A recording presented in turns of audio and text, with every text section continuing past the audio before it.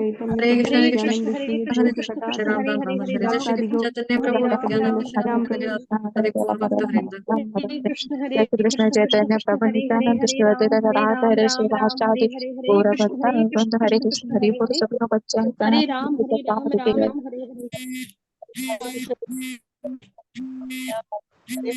कृष्ण हरे राम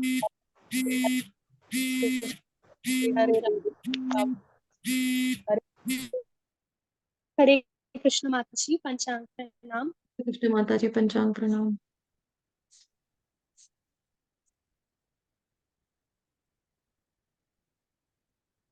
हरे कृष्णा सभी भक्तों को पंचांग प्रणाम। तो सबसे पहले श्रील प्रभुपाद जी का आज का कोटेशन करेंगे। जगत गुरु श्रील प्रभुपाद की जय।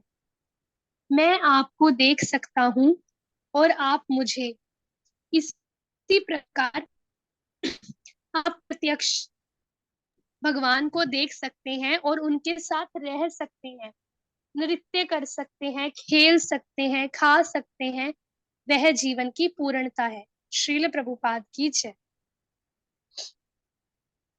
अभी हम भगवत गीता करेंगे। भगवत गीता चैप्टर 2, गीता का सार, वर्स नंबर 26।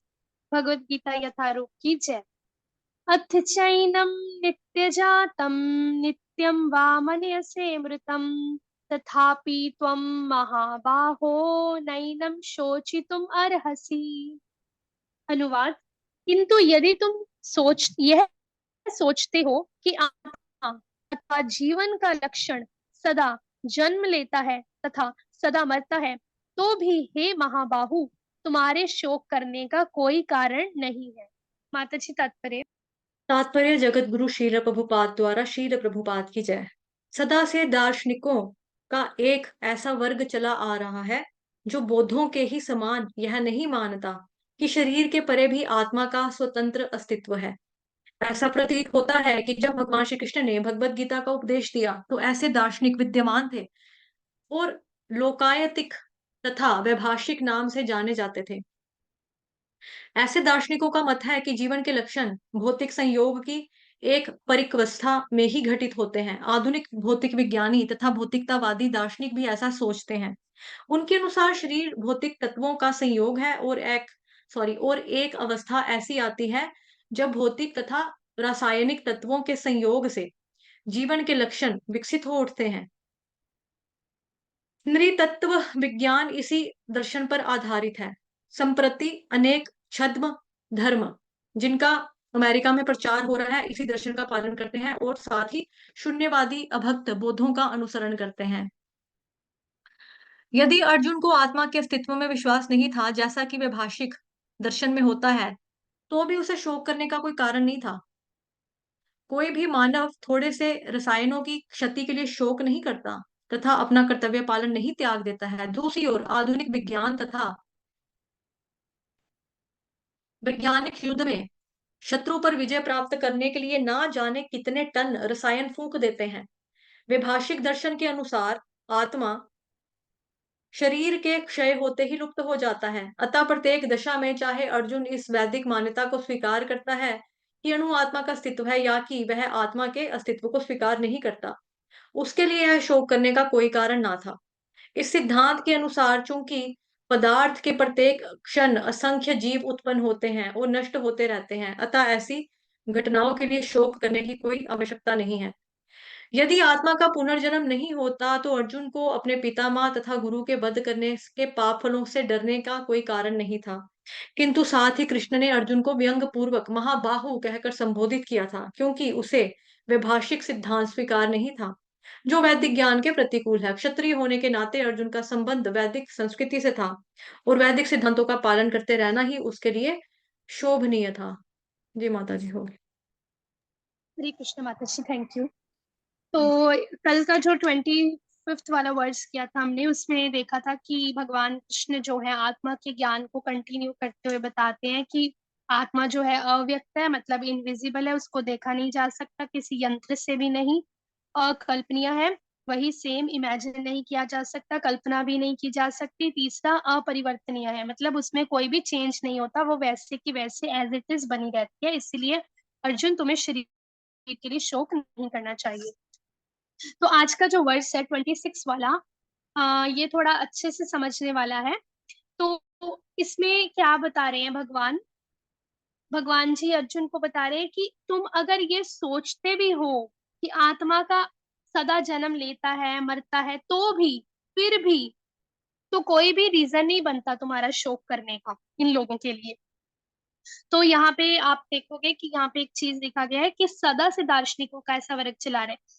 कहने का मतलब है ऐसे सदा से ऐसे तथाकथित लोग चले आ रहे हैं जो ये मानते हैं कि जो शरीर के परे भी आत्मा का, जो यह नहीं मानता कि शरीर के परे भी आत्मा का स्वतंत्र अस्तित्व है। कहने का मतलब ये है कि वो ये मानते ही नहीं है कि शरीर के परे आत्मा की कोई आइडेंटिटी है, क्योंकि उनके अकॉर्डिंग आत्मा की कोई आइडेंटिटी है ही नहीं। उनको ये लगता है कि शरीर जो है वही सब कुछ है। हमारा जो शरीर एक बार ही जन्म हुआ, मृत्यु हुई तो खत्म हो गया, तो मतलब गया, मतलब आत्मा का कोई भी अस्तित्व है ही नहीं, वो ये समझते हैं। लेकिन जब भगवान श्री कृष्ण ने भगवत गीता को उपदेश दिया, तब जो ऐसे दार्शनिक विद्यमान थे तब भी, क्योंकि हर हर हर समय में होते हैं, और भगवान क्या बता रहे हैं, उनको अर्जुन किस नाम से जाना जाता है? उनको वैभाषिक, वैभाषिक नाम से जाना जाता है। वो क्या विश्वास करते हैं? वो ये विश्वास करते हैं कि आत्मा का कोई भी मतलब स्वतंत्र नहीं है, मतलब कोई भी आइडेंटिटी नहीं है, फ्रीडम नहीं है। जबकि आत्मा क्या है? आत्मा शाश्वत है, उसकी अपनी आइडेंटिटी है। ये हमने पिछले कितने सारे वर्ष में जो है वो क्लियर किया था।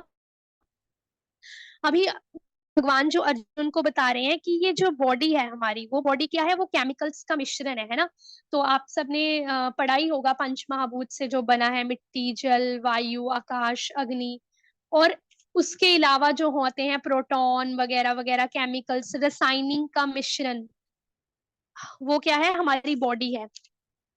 तो भगवान ये कह रहे हैं अर्जुन को कि अर्जुन चलो मान लो कि अगर तुम मानते भी हो कि आत्मा का कोई अस्तित्व नहीं भी है, तो भी ये जो बॉडी है, ये बॉडी तो केमिकल्स का ही मिश्रण है ना, रसायनों का ही मिश्रण है ना।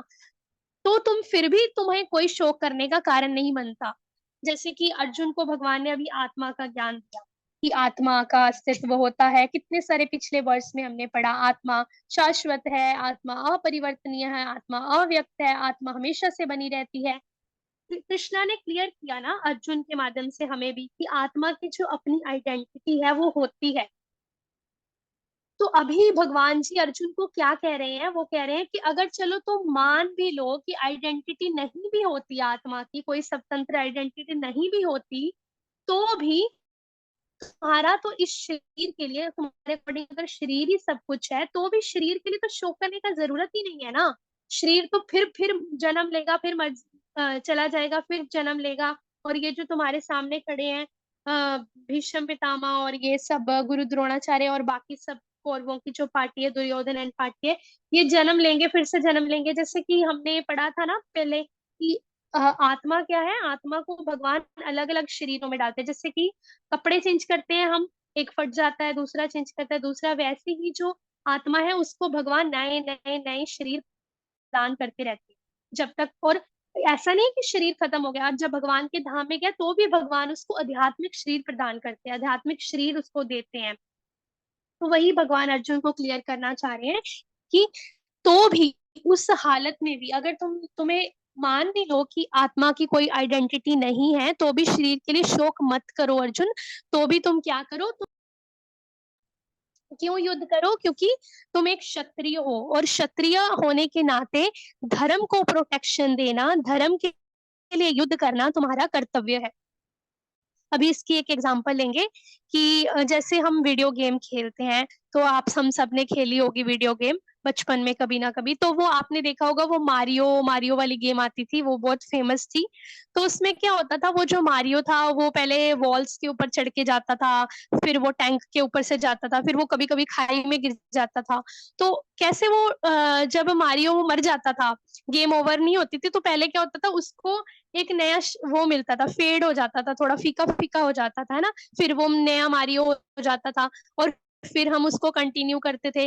वैसे वो मारियो फिर से अगर कोई डेविल से टकरा जाता था, फिर से वो फेड हो जाता था, फिर से नया हो जाता, मतलब ऐसे करते करते उसको 3-4 लाइफ तो मिलती थी, है ना, मारियो को। तो वैसे ही भगवान जी अर्जुन को ये बता रहे हैं कि अगर शरीर चला भी गया इनका, तुम धर्म के कर्तव्य के लिए, धर्म की प्रोटेक्शन के लिए इनको मार भी दोगे तो भी अर्जुन इनको शरीर तो मिल ही जाएगा ना। ऐसा तो नहीं कि इनको शरीर नहीं मिलेगा। और वो कौन अरेंज करेंगे? वो कृष्णा अरेंज करेंगे। अगर कृष्णा खुद बोल रहे हैं कि अर्जुन तुम युद्ध करो, तुम्हारा कर्तव्य है क्षत्रिय होने के नाते धर्म को प्रोटेक्शन देना, अधर्मियों को मारना, तो मैं तुम्हें खुद कह रहा हूं, तो तुम फिर शोक करने का तो तुम्हारा कोई कारण ही नहीं बनता, रीजन ही नहीं बनता। इसलिए तुम युद्ध करो। इनको क्या लाइफ देनी है, कैसी बॉडी देनी है, वो मेरा मेरा मतलब है, मेरा मैं अरेंजमेंट करूंगा। और सबको जो है वो नया शरीर मिलना ही मिलना है, इस बात की गारंटी है ही है।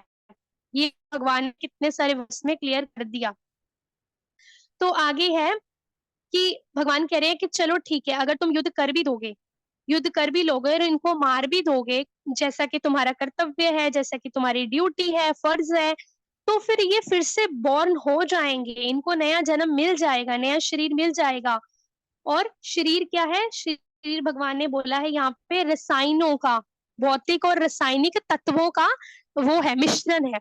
अभी हम इसको एक और एग्जांपल से समझेंगे। यहाँ पे क्लियरली लिखा है कि आजकल के जो मॉडर्न आधुनिक विज्ञानी होते हैं, और आप सबने देखा होगा कि जो अभी अभी वॉर हुए थे पैलेस्टाइन का और इसराइल का, तो उसमें क्या होता है, ये हमेशा से जो चलते आ रहे हैं वर्ल्ड वॉर वगैरह वगैरह, तो उसमें क्या होता है, आप सबने देखा है उसमें कितने कितने बड़े बड़े अटैक्स करते हैं वो टेररिस्ट जो भी होते हैं, कितने कितने बड़े अटैक्स करते हैं।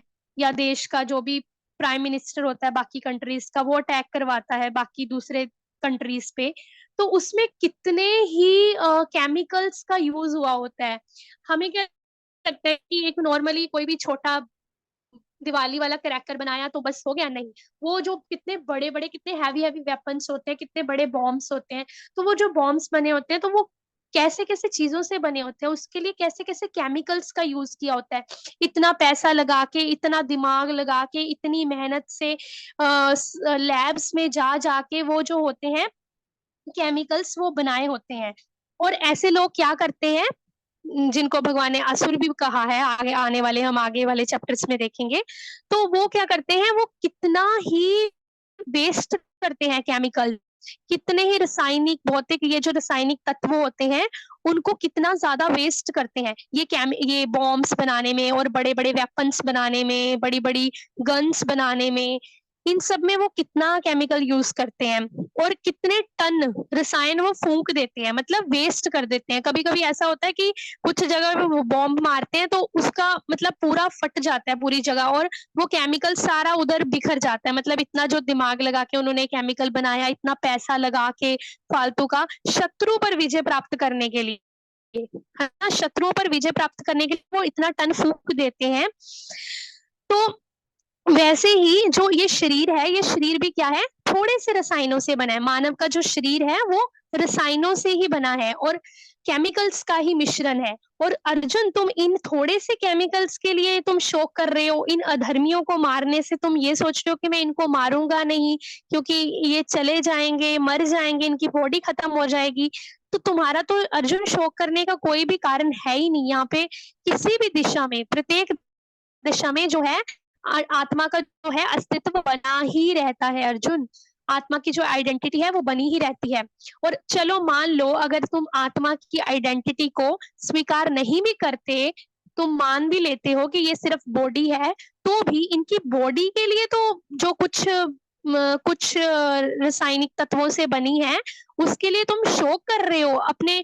क्योंकि अगर अर्जुन मान लो धर्म के लिए युद्ध नहीं करते हैं, अपने कर्तव्य से पीछे हट रहे हैं, क्षत्रिय होने के नाते इनकी बॉडी के लिए शोक करते हुए, तो दैट मीन्स तो वो पाप कर रहे हैं ना। जब हम, अगर भगवान हमें खुद बोल रहे हैं कि तुम धर्म के लिए लड़ो, तुम युद्ध करो, धर्म को प्रोटेक्शन दो, और अगर हम कहें नहीं नहीं नहीं, मैं, मुझे तो इनकी फिक्र है, मैं धर्म का कुछ नहीं सोचूंगा, मैं इनका सोचूंगा, अपना पर्सनल जो है, पर्सनली, ताकि मुझे पर्सनली दुख ना हो, इनको जाते हुए ना देख पाऊं, ये राज्य सुख कैसे भोगेंगे, तो दैट मीन्स क्या है, हम धर्म का नहीं सोच रहे। तो उसके लिए हमें क्या करना पड़ सकता है, हमें दंड भोगना पड़ सकता है।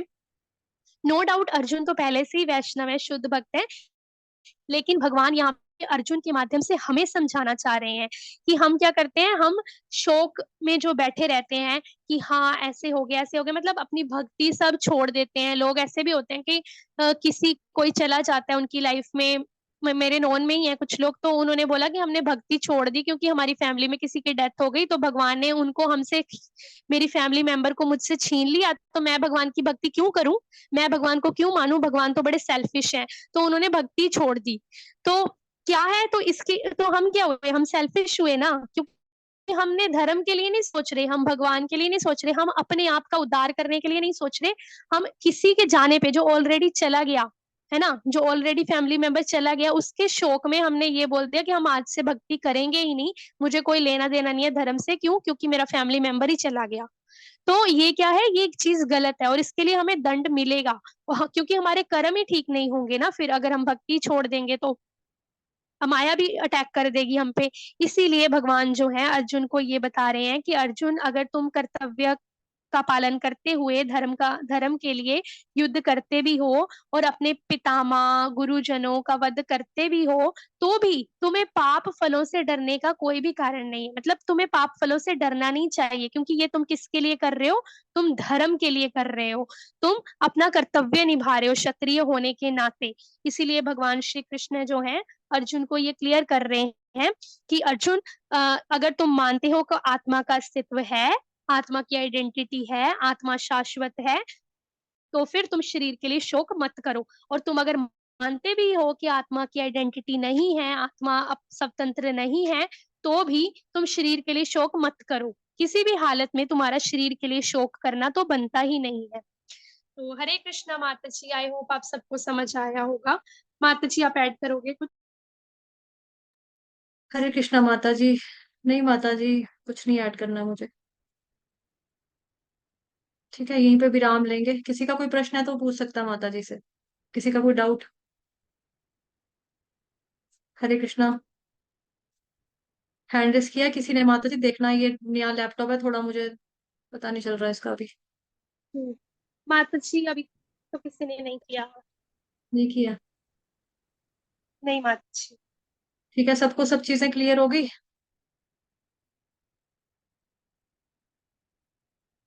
मुझे वही नहीं नजर आ रही है पीडीएफ कहाँ गई। जी माता जी, भव्य प्रभु जी ने थम्स अप किया है, और दिख नहीं रहा। हरे जी कृष्णा। दिया माता, बाकी सबको समझ आ गया आई थिंक। ठीक है, तो जैसे यहाँ लिखा है ना, किंतु यदि तुम सोचते हो कि आत्मा अथवा जीवन का भी लक्षण सदा जन्म लेता है सदा मरता है, तो भी ये महाबाहु शोक करने का इसमें कोई कारण नहीं है।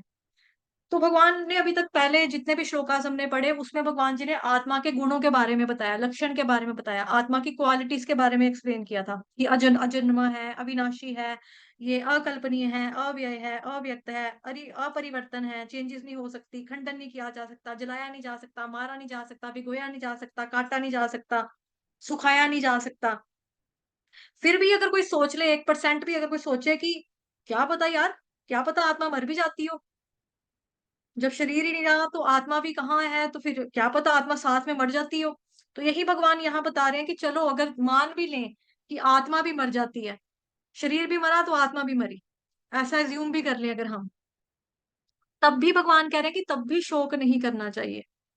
क्यों? क्योंकि बॉडी क्या है, एक बायोकेमिकल है, इसमें आत्मा जैसी कोई चीज है नहीं, तो बॉडी क्या है, केमिकल की तरह एक बायोकेमिकल है।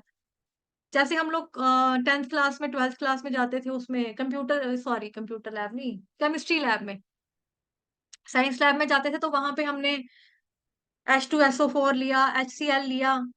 अगर मान लो कि ज्यादा पड़ गया उसमें, तो वो फिल आउट हो गया, तो हम क्या उसका शोक करने लग जाते थे कि हाय मेरा हाइड्रोक्लोरिक एसिड तू कहाँ चला गया, बड़ा दुख लग रहा है, तू मर गया, तू गिर गया, H2SO4 तुम कहाँ छोड़कर चले गए मुझे। हम कभी ऐसा कहते थे? कभी नहीं कहते थे। हम कहते कोई बात नहीं, गया तो गया, अब दूसरा ले लेते हैं। टेस्ट ट्यूब की जो वो बॉटल्स भी टूट जाती थी, हम तब भी कहते थे कि कोई बात नहीं, हम और ले लेंगे, है ना, केमिकल हम और ले लेंगे। तो भगवान कह रहे हैं कि चलो मान भी लो कि आत्मा जैसी कोई चीज नहीं होती, तब भी ना कोई दुख करने का कारण नहीं है। शरीर जो है ये हमारी एक आइडेंटिटी है, इसका हमें शोक नहीं करना चाहिए। क्योंकि ऐसी फिलोसफीज हैं, जैसे यहाँ पर बौद्धों का लिया, यहाँ पे पहली लाइन में, जो बौद्धों के समान यह नहीं मानता कि शरीर के परे भी आत्मा का स्वतंत्र अस्तित्व है ना, बौद्ध धर्म के अनुसार, बुद्धिस्ट धर्म के अनुसार जो यहाँ पे बताया जा रहा है। कि अन्य फिलोसफीज भी हैं, ऐसी कुछ फिलोसफीज होती हैं, जैसे बुद्धिस्ट फिलोसफी है, उसमें आत्मा के बारे में ज्यादा डिस्कस नहीं किया गया, कुछ ज्यादा उल्लेख नहीं किया गया है। और अल्टीमेटली निर्वाण की स्थिति में भी बॉडी नष्ट हो जाती है, तो वैसे सोल भी नष्ट हो जाती है। तो ऐसी फिलोसफीज भी हैं जिसमें कि सोल की जो एग्जिस्टेंस है उसके बारे में कुछ चर्चा नहीं बताई गई है, कि बस जो कुछ है ये शरीर ही है, इसलिए भोग करो, बस इंजॉय लाइफ, कल हो ना हो। फिल्में भी बनती हैं इसी नामों से। कल हो ना हो, जिंदगी ना मिलेगी दोबारा, है ना। तो लाइफ क्या, लाइफ बनी रहेगी, फिर भी हमेशा रहेगी। लेकिन भगवान यहाँ पर प्रेरित क्या कर रहे हैं, अगर हम ये लेकर भी चलें कि हम खाली शरीर हैं, तब भी हमको इस बात का कोई शोक नहीं मनाना चाहिए। ठीक है, हरे कृष्णा। श्रीवाञ्छाकल्पतरुभ्यश्च कृपा सिन्धुभ्येव च पतितानां पावनेभ्यो वैष्णवेभ्यो नमो नमः। अनंत कोटि वैष्णव वृंद की जय। श्रील प्रभुपाद की जय। कृष्ण सभी पंचांग